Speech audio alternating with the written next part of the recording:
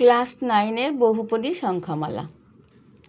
ধারণা দিয়েছে কি 4, 5x, x² প্লাস 4 এরা সকলেই বহুপদী সংখ্যামালা। কেন বীজগাণিতিক বহুপদী সংখ্যামালা? কারণ হচ্ছে 4-এর সঙ্গে x⁻0 গুণ অবস্থায় আছে, যে 4 = আমি 4 × x⁻0, যেহেতু x⁻0 মান 1, তাহলে 4-এর সঙ্গে 1 গুণ হলে তাহলে 4 × 1 সমান হচ্ছে 4। তাহলে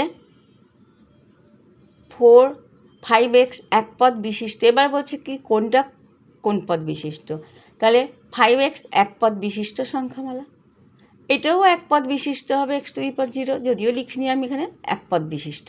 তাহলে x² + 8 দ্বিপদ বিশিষ্ট সংখ্যামালা। x² + 5x + 2 একটি ত্রিপদী সংখ্যামালা। তাহলে যতগুলো পদ যোগ অবস্থায় থাকবে, x² একটা পদ, 5x একটা পদ, 2 একটা পদ, এরা যোগ অবস্থা একটা মালার মতন তৈরি করেছে। তাহলে আমরা একটা ত্রিপদী সংখ্যামালা, এটা দ্বিপদী সংখ্যামালা আমরা বলবো, আর এটাকে এক পদ বিশিষ্ট সংখ্যামালা বলবো। একটা প্রশ্ন দিয়েছি y³ - 3/4y = +√7।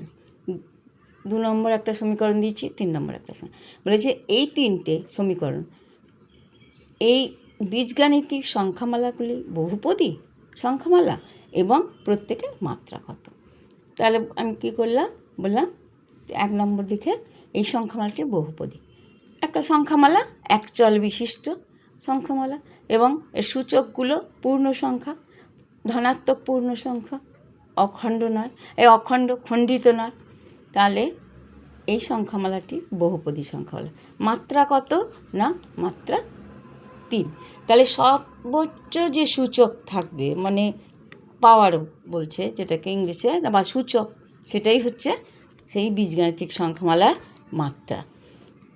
2 নম্বর সমীকরণ 1/x - x + 2, আমি কী লিখব? x⁻−1 সূচক -1 হয়ে গেল কেন? এই যে 1/x আছে, -x + 2। এই সংখ্যামালাটি শূন্য বা ধনাত্মক পূর্ণ সংখ্যা নয়।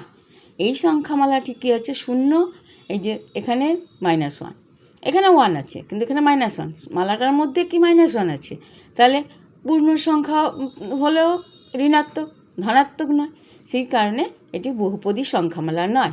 তাহলে বহুপদী সংখ্যামালা যখন, এর মাত্রাও নয়। আর 3 নম্বর হচ্ছে x⁻51 - 1/3, এই সংখ্যামালাটি বহুপদী এবং মাত্রা হচ্ছে 51। তাহলে সর্বোচ্চ মাত্রা হচ্ছে 51, আর হচ্ছে বহুপদী সংখ্যামালা, আর হচ্ছে মাত্রা 51। 2 নম্বর একটা কোশ্চেন দিয়েছি যে 5 - x² + x⁻19 এই সংখ্যামালাটির মাত্রা এবং x² এবং x⁻0 সহগ কত। তাহলে 5 সমীকরণটা লিখলাম, এর মাত্রা হচ্ছে 19, সর্বোচ্চ সূচক কত? 19, সেই জন্য মাত্রা হচ্ছে 19। 5টাকে আমি কীভাবে লিখতে? 5 × x⁻0, যেহেতু x⁻0 = 1, তাহলে 5 × x⁻0 - x² + x⁻19, তাহলে x² সহগ কত হলো? -1, +1 হলো প্লাস লিখতে হতো, মাইনাস চিহ্ন, এর সঙ্গে 1 গুণ অবস্থায় আছে, এবং x⁻0 সহগ হচ্ছে কত? 5। x⁻0 সহগ হচ্ছে 5। আরেকটা কোশ্চেন দিয়েছি যে f(x) = এই একটা সমীকরণ, বহুপদী সংখ্যামালা দিয়েছে, সংখ্যামালার f⁻−1 এর মান কত। f(x) হচ্ছে কত? 8। তাহলে -1 কত? তাহলে এক্সের জায়গায় আমি কী করব? -1 বসাবো।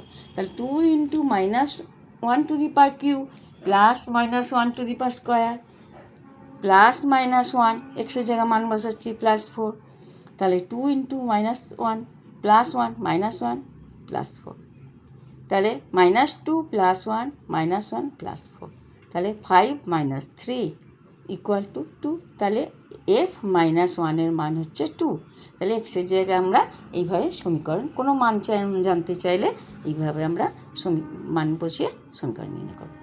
এবার বলেছে এইটা যে এটা 2 হচ্ছে, এবার মান, এরকম মান বলে দিচ্ছে, দিয়ে বলছে কি যাচাই করতে বলছে, শূন্য, মানে যাচাই করো। তাহলে px = x² - 5x বহুপদী সংখ্যামালা 0 এবং 5, শূন্যদ্বয় শূন্য এবং 5 কি শূন্য হবে সেটা যাচাই করতে বলছে। তাহলে আমি কি করব, P x equal to x square minus 5x। তাহলে এক্সের জায়গায় আমি কী বসাবো, শূন্য। তাহলে শূন্য যদি হয় তবে শূন্যদ্বয় হবে, সংখ্যামূলক যাচাই করতে পারবো। তাহলে শূন্য P 0 equal to 0 square minus এক্সের জায়গায় 0 বসিয়ে দিলাম, মাইনাস 5 ইন্টু 0, তাহলে কত হলো 0। আর পি 5ও যাচাই করতে বলেছে, তাহলে P5 P x equal to এটা, তাহলে P5 equal to 5 to 5 square minus 5 into 5, এক্সের জায়গায় মান বসালাম 5, তাহলে 25 মাইনাস 25, তাহলে আমরা বিয়োগ করলে কত পাচ্ছি, 0।